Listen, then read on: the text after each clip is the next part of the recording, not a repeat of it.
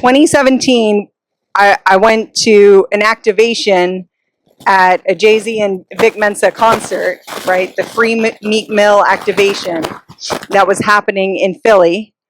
And I remember you singing a beautiful song about freedom and coming and talking to us afterwards. And I think going into it, I didn't know how personal this really was for you. Can you talk a little bit about why you were in this fight and, why this is so personal for you?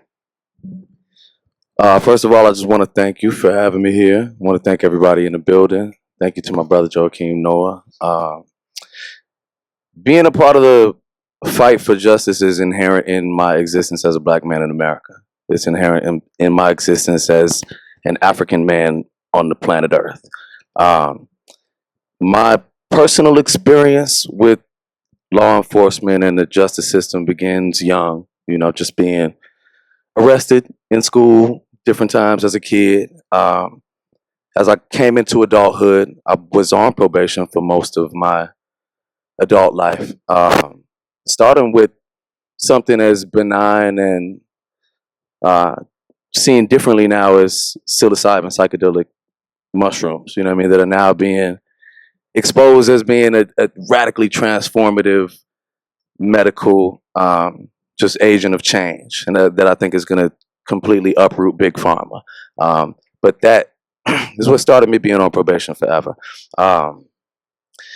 In recent years, though, I think what really sparked me to dedicate myself to this work was my experience with a friend of mine named Musa. So Musa was incarcerated when he was 14 years old. Somebody might know him in here. That's my boy, King Musa. Shout out to him. Great brother. And Musa was incarcerated when he was 14 years old for 25 years. Ain't that a travesty? And so I was introduced to his story by my big sister, Aja Monet, who connected us to see if I could shed some light on the case. And initially, I felt like, let me talk to this brother, like maybe I can be of service, I can do a good deed through this. But as I built this relationship with him, I realized that this is serving me, just as much as it may be serving anyone else. I'm getting a constant reminder of how grateful I need to be for just waking up with autonomy in the morning. And ultimately, our path kind of hit a roadblock when the pandemic happened. I was trying to bring some programs into the prison to get them good time. All human contact came to a screeching halt. So I'm wondering, man, what is God's plan in this moment? And Musa asked me to reach out to a legal group in Chicago called the Uptown People's Law Center. Alan Mills, this dude is the truth. Real dude. I didn't know him at all, though. And I said, I don't know him, but I'll try. So I reached out. I basically pled Musa's case to him.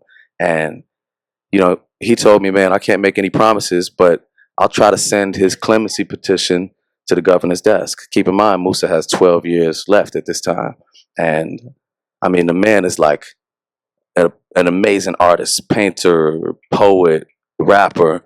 And he keeps telling me like, man, I can't write. I can't draw. I can't create anything. All I can think about is coming home. And, in my mortal mind, I'm like, you got 12 years left. You might need to think of something else, but, I'm just working, just hustling. So I send it to Alan Mills, and he sends it to Governor J.B. Pritzker's office, and Musa was released 3 days later. 12 years early, like Hail Mary pass unheard of. And so that just taught me so much, and that showed me that we have to have the courage to believe in things that seem impossible if we want to create a future that is worth living in. And oftentimes I feel like what we're doing here, working on striking down this iron tower of a system that's been built to control us seems completely insurmountable. But it's constant work, incremental progress, and just unshakable, unbreakable faith that we can do it. I was on my way here, and my man called me from the joint, actually, in the Uber, and reminded me that what we're dealing with this probation system is just an evolution of anti-vagrancy laws from the antebellum South at the end of slavery. Straight Jim Crow.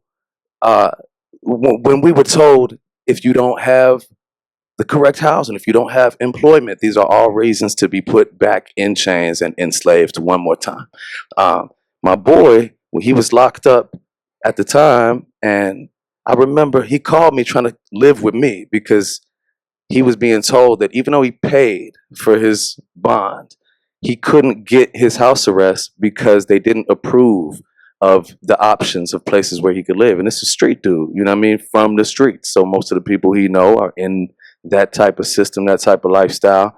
And I was like, well, you can't live with me, but you know, but that's wild though, that you can't get the benefit of the law because your options are deemed, you don't have resources, basically. So it's stories like those, reasons like those that that I'm involved in this. Amazing. Well, thank you for everything you're doing. And Joakim, you're doing incredible work as well. You're working with a whole bunch of young men who are 18 to 25, kind of on the other side of this issue, right? We never connect the two, criminal justice reform and changing conditions for people on probation and parole, with the underlying reasons why people are ending up in the criminal justice system. And you're doing just that. Can you talk a little bit about your efforts there? First of all, thanks for having me. Real blessing. Vic, very well said. You know, spoke very well. I'm going to switch mics for you. There we go. Can you hear me? Yes. No, I really feel like it's a real blessing to be up here. You know, first of all, I'm a kid. I grew up in Paris, France, till I was 10 years old. I had no idea about none of these issues. And then I came to play for the Chicago Bulls 10 years ago. And I wanted to use my platform to do something for the kids out here. And I saw a documentary called Violence Interrupters. And I was so moved by the documentary. And it spoke about the violence out here. And this is something that was so far from my reality. But I think that right after I saw the documentary, I met Kobe Williams. And Kobe Williams is a man who changed my life. The next day I tweeted about it. I told my followers, you know, you guys should definitely watch this documentary. And the next day we started kicking it. The next thing I know, I'm in Inglewood on the playground, just playing with kids and bringing them to the basketball games. And it turned into this basketball league where we were using people from different parts of town playing against each other who were into it in the streets. And it was the most powerful thing I ever did. And this was about 15 years ago. I was using my own endorsement money to be able to run these leagues. And I retired from basketball 4 years ago. I went to Springfield and I said, look, I can't pay for this anymore. So I asked the governor, I was like, can you please help us keep building? And they gave us some money and we were able to work with 28 violence prevention groups. 28 violence. Vic came to support us, and you know, it was probably this is the most powerful work I've ever done. I'm here for a reason. I don't pretend to be an expert, but what I do, I don't, when I talk to the kids, the thing that's most important is just listening to them and listening to their story. And I realize, you know, there's a lot of people here who are in the fight, and you know, there's a lot of angels. These social workers is where I get my inspiration, you know. So there was no way, because I was retired and because I don't play for the Bulls anymore, that I was going to turn my back on the city. So I'm done now. I'm done playing basketball, but the work continues. We have One City starting again on Saturday, and there's nothing. I talk about One City every day. You know, this is the most powerful work that I've ever done in my life, and I'll never turn my back on it. Amazing. So my final question for both of you is, you know, we've got a lot of folks in this room who know people in the campaign who maybe might even end up in the administration here in a few months. What are your thoughts? What is the message you want them to carry with them to hopefully our next president, Kamala Harris. I think that we need to go beyond rhetoric, and the investment has to be put into the things that really foster public safety as we speak about it. I loved what you said about data-based solutions, because all the information shows us that increased police and increased incarceration has the adverse effect. It's housing, healthcare, education, the things that governments often threaten to cut and do.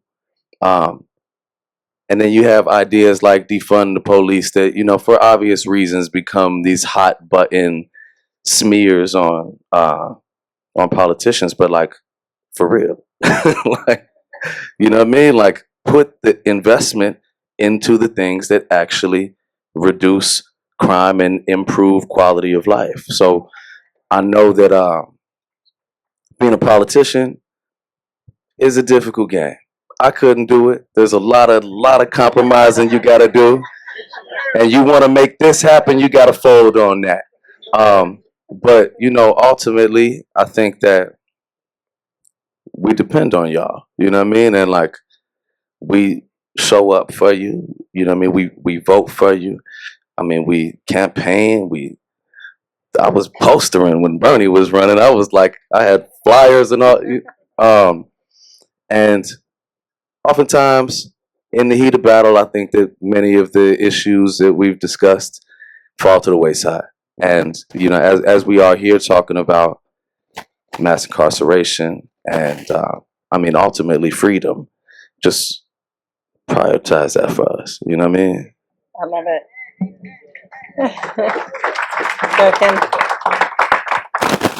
Joakim? Just like Vic said, I'm definitely not a politician, but it is a big responsibility. And I think the most important thing is just listening to these kids. They are a big part of the city. And to me, that's the most important thing.